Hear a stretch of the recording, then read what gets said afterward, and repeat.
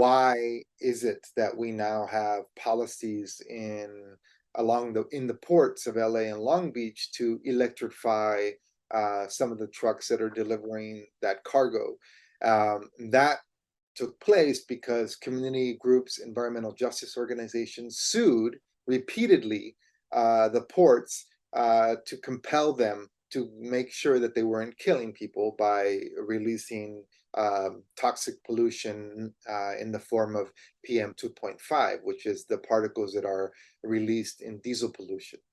Um, and so we have, and in San Bernardino, the same issue has happened with the BNSF facility that's right in the middle of downtown San Bernardino. What this, communities and residents have pushed hard for that facility to be clean. The state actually and BNSF was forced to do a study to look at its facilities. And what was found is that that particular facility in San Bernardino and the BNSF rail yard essentially is a really important site where you have, essentially trains that are being loaded with truck containers, shipping containers that have been assembled in the local warehouses, and then they're put onto trains, and then those trains are sent out either to Dallas or to Chicago or to Utah to service those markets. What we found out is through various studies is that that BNSF facility had the highest rate of pollution of any of their facilities that they operated.